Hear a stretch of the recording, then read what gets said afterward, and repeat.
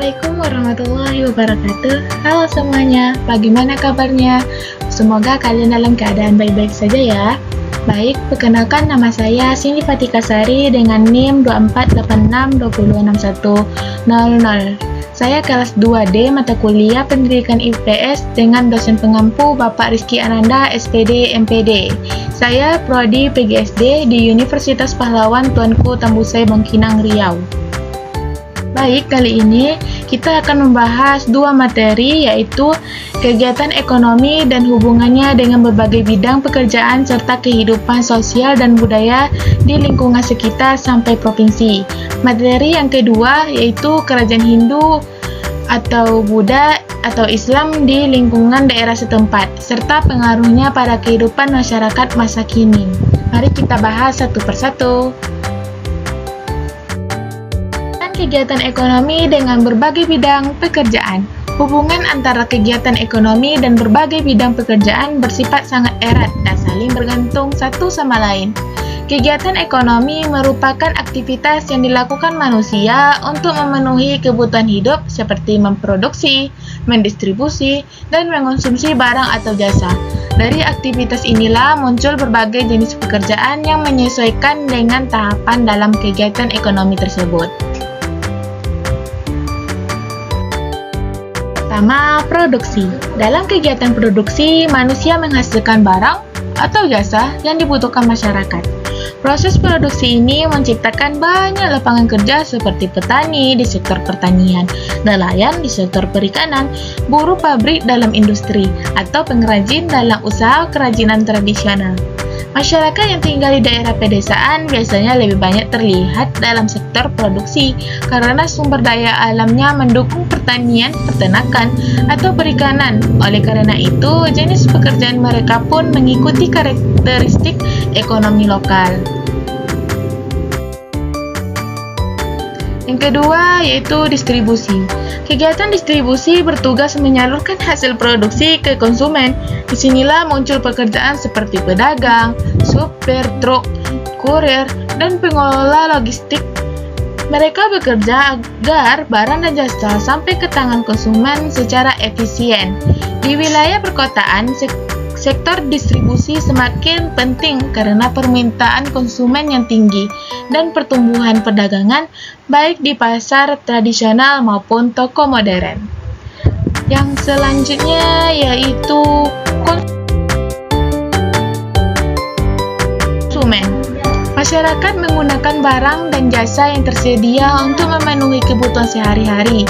Aktivitas ini juga menciptakan berbagai pekerjaan, terutama dalam sektor jasa. Pekerjaan seperti pelayan restoran, kasir, guru, dokter, sopir, dan pekerja hotel berkembang karena adanya kebutuhan masyarakat akan pelayanan. Di daerah wisata seperti Bali atau Jogja, sektor konsumsi dan jasa menjadi tulang punggung ekonomi karena banyaknya pengunjung yang datang untuk menikmati layanan budaya dan hiburan. Yang selanjutnya, hubungan kegiatan ekonomi dengan kehidupan sosial.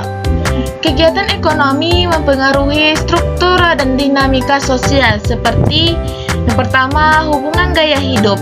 Masyarakat tani yang beralih ke wirausaha menjadi mengenal gaya hidup urban. Munculnya mal dan pusat perbelanjaan yang mempengaruhi pola konsumsi. Selanjutnya, urbanisasi. Banyak masyarakat desa pindah ke kota hanya karena lapangan pekerjaan lebih banyak di sektor jasa atau industri. Ini menciptakan tantangan sosial seperti kemiskinan kota atau banyaknya pengangguran. Yang ketiga yaitu kesenjangan sosial. Daerah yang akan kaya sumber daya alam kadang memiliki ketimpangan distribusi ekonomi. Masyarakat adat sering tertinggal dari kemajuan ekonomi jika tak dilibatkan. Hubungan kegiatan ekonomi dengan kehidupan budaya. Bagaimana sih? Kegiatan ekonomi dan budaya saling mempengaruhi. Yang pertama, budaya kerja. Di daerah industri, masyarakat cenderung hidup dengan pola kerja teratur. Di daerah nelayan, budaya kerja mengikuti pasang surut laut. Yang kedua, warisan budaya sebagai ekonomi. Batik, tenun, ukir, tarian, adat kini dikembangkan sebagai produk ekonomi kreatif. Festival budaya, misalnya festival di Danau Toba, mendorong sektor pariwisata. Yang ketiga, nilai gotong royong. Di pedesaan, kegiatan ekonomi seperti panen sering dilakukan bersama. Ini menumbuhkan solidaritas sosial. Di kota, nilai ini mulai bergeser karena sistem kerja lebih individual.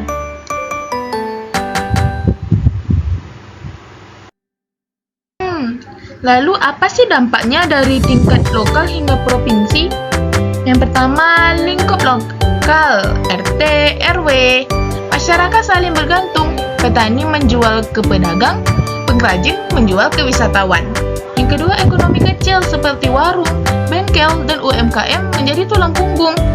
Lingkup di kecamatan atau kota, pemerintah lokal biasanya membangun pasar, sentra UMKM, dan koperasi. Kota jadi pusat pergerakan barang dan tenaga kerja. Sedangkan di lingkup provinsi menentukan arah pembangunan ekonomi melalui pengembangan kawasan industri, promosi produk lokal ke tingkat nasional atau bahkan sampai internasional, program pelatihan tenaga kerja. Yang terakhir yaitu infrastruktur jalan. Materi selanjutnya kita bahas yaitu kerajaan Hindu, Buddha, dan Islam di daerah setempat. Di berbagai daerah di Indonesia pernah berdiri kerajaan-kerajaan besar yang menganut agama Hindu, Buddha, maupun Islam. Keberadaan kerajaan-kerajaan ini meninggalkan jejak penting yang masih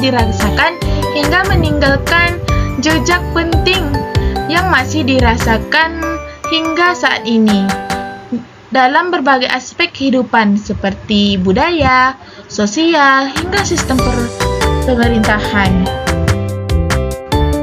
Pertama yaitu kerajaan Hindu dan Buddha. Pada masa lampau, kerajaan Hindu dan Buddha seperti Majapahit, Kutai, Tarumanegara, Sriwijaya, dan Mataram kuno berkembang pesat di berbagai wilayah Nusantara. Di beberapa daerah seperti Jawa Tengah, Jawa Timur, dan Sumatera Selatan, kerajaan ini meninggalkan warisan berupa candi, prasasti, dan karya sastra kuno. Meninggalkan warisan misalnya Kerajaan Kutai di Kalimantan Timur merupakan kerajaan Hindu tertua di Indonesia yang dikenal melalui yupa atau prasasti batu. Di Jawa Tengah dan Yogyakarta, Candi Borobudur dan Candi Prambanan adalah bukti nyata kejayaan kerajaan Buddha dan Hindu pada saat itu. Dan di Riau juga terdapat candi, yaitu Candi Muara Takus. Selanjutnya, kerajaan Islam. Setelah abad ke-13, kerajaan Buddha Islam mulai tumbuh menggantikan pengaruh Hindu dan Buddha. Contohnya adalah Kesultanan Demak di Jawa Tengah, Kesultanan Banten di Jawa Barat, Kesultanan Ternate dan Tidore di Maluku, dan Kesultanan Aceh di Sumatera. Di berbagai wilayah kerajaan Islam membawa pengaruh besar dalam penyebaran agama Islam dan budaya baru. Lalu selanjutnya, apa sih pengaruh pada kehidupan masyarakat masa kini? Yaitu budaya dan tradisi, upacara adat pakaian tradisional, seni tari, musik, gamelan, serta arsitektur bangunan tradisional. Banyak yang berasal dari masa kerajaan. Misalnya banyak upacara di Jawa yang masih menggunakan unsur-unsur Hindu-Buddha seperti ritual keselamatan, sesajen, atau upacara nyepi di Bali. Sementara itu, pengaruh Islam dari kerajaan-kerajaan Islam terlihat dalam budaya Maulid Nabi, grebek, pengajian akbar, dan penggunaan huruf Arab pegon dalam sastra lokal. Yang kedua yaitu sistem sosial. Struktur masyarakat tradisional masih banyak mengikuti warisan kerajaan. Misalnya gelar bangsawan seperti Raden, Gusti, Andi, atau Sultan masih digunakan dan dihormati. Ini mencerminkan sistem sosial yang diwarisi dari masa kerajaan. Yang selanjutnya, agama dan nilai kehidupan. Mayoritas masyarakat Indonesia saat ini memeluk agama yang disebarkan oleh masa-masa lampau. Di daerah-daerah yang dulu menjadi pusat kerajaan Hindu-Buddha seperti Bali, agama Hindu masih kuat. Di daerah yang dulunya pusat kerajaan Islam seperti Jawa dan Sumatera, tradisi keislaman sangat terasa baik dalam pendidikan, agama, perayaan hari besar, maupun kehidupan sehari-hari. Selanjutnya, pariwisata dan ekonomi. Warisan kerajaan seperti candi, masjid tua, keraton, dan benda-benda pusaka menjadi daya tarik wisata.